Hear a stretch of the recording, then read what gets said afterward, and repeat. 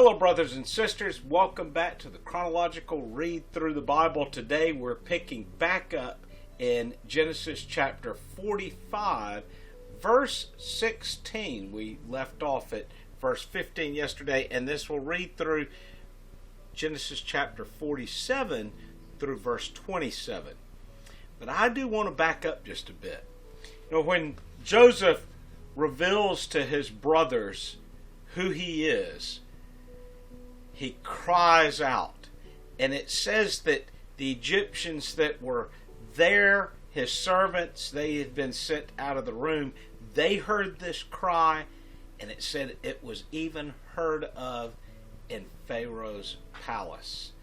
Meaning that the news of the agony or the anguish or the joyful anguish, maybe, if you can, that was heard all the way, or heard of all the way into Pharaoh's palace.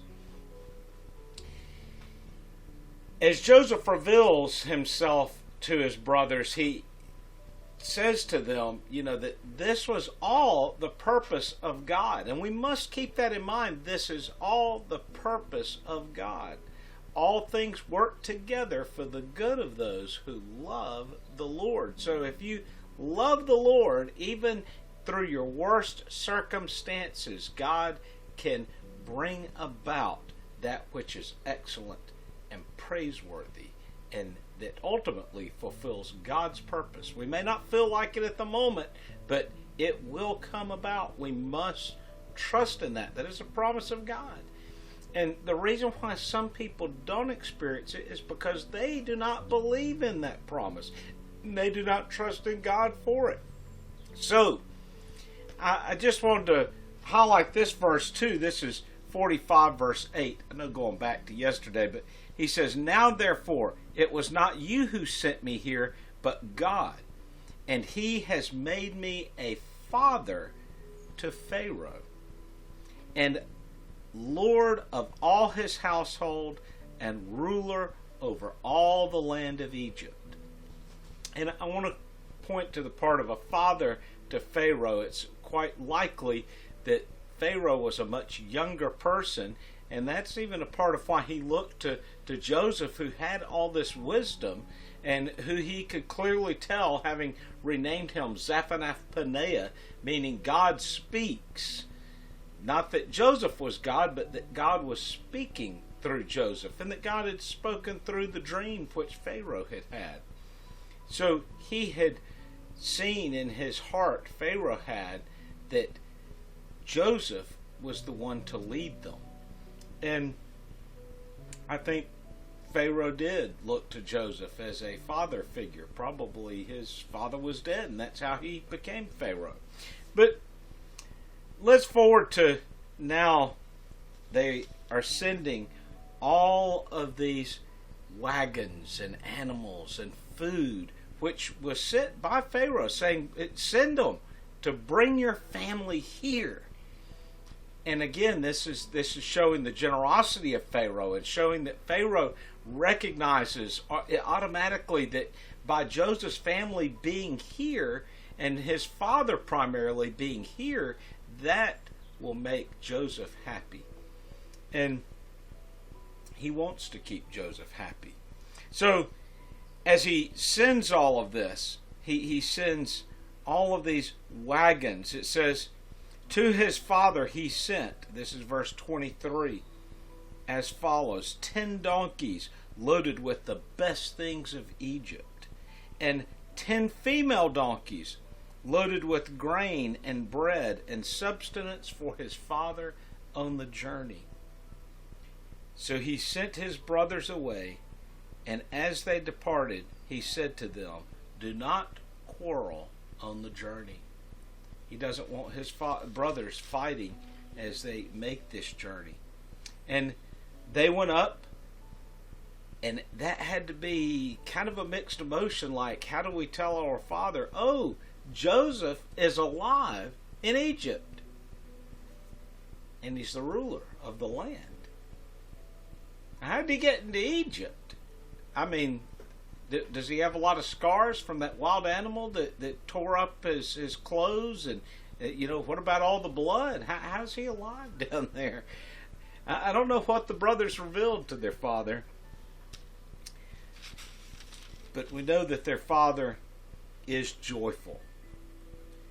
It is enough that my son Joseph is alive. I will go and see him before I die. So he does have joy. And so now, though, here's a dilemma. Remember that early on, we kind of have this aspect of, Egypt is really seen as this place of temptation, this place that you don't really want to take your children to, because they could be led astray. They could easily end up in a place spiritually that you don't want them to be in. So Israel sets out on this journey, but it says he came to Beersheba.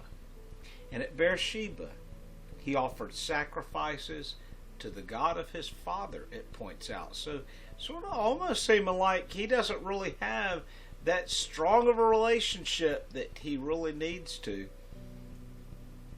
And it said then that God spoke to Israel in visions at night, so in dreams, and said, Jacob, Jacob.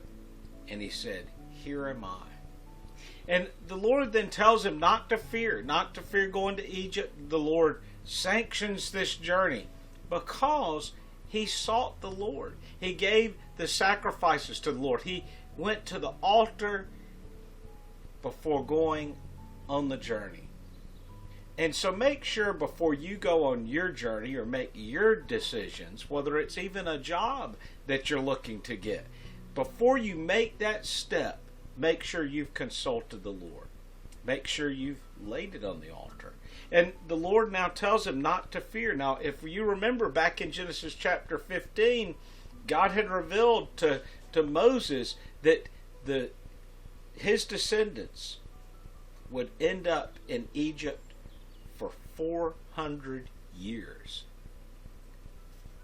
And so I don't know how much of that Jacob would have known, but God tells him not to fear. He says, the Lord says, I will go down with you to Egypt, and I will also surely bring you back up again. So the Lord is saying, I'm going to be there with you. You're not going on your own. And then I'm going to bring you back here. Now, there's also one little kind of sub thing.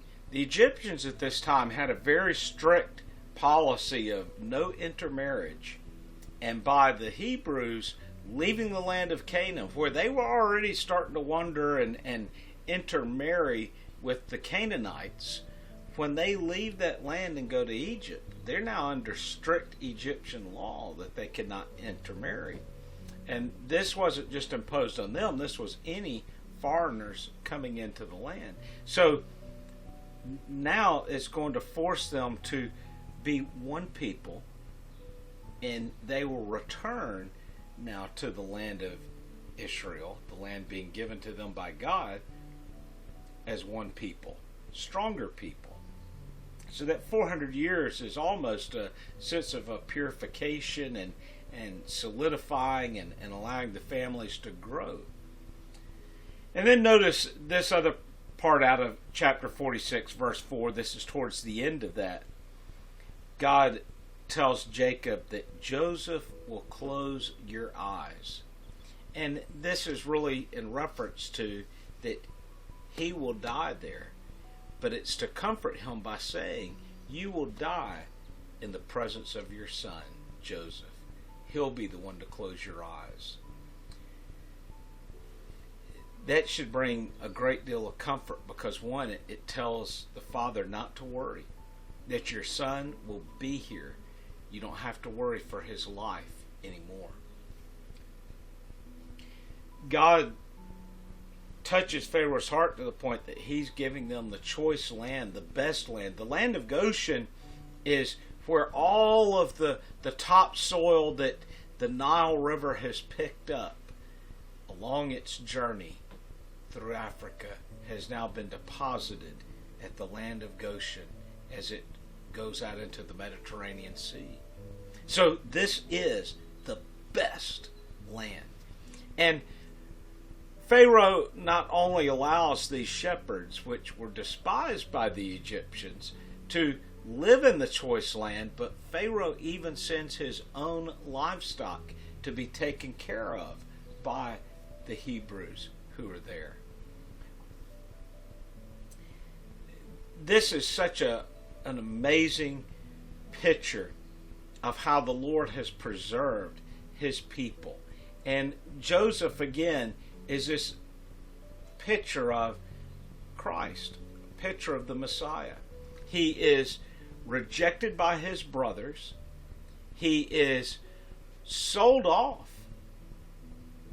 and considered to be dead, only to end up alive, only second to the king, and he saves the entire nation of his father. So it is a real picture of the Messiah in the life of Joseph. And again, though Joseph was, yes, a man that had sinned, because the Bible tells us all men have sinned and fallen short the glory of God, we never see any direct sin spoken of from his life.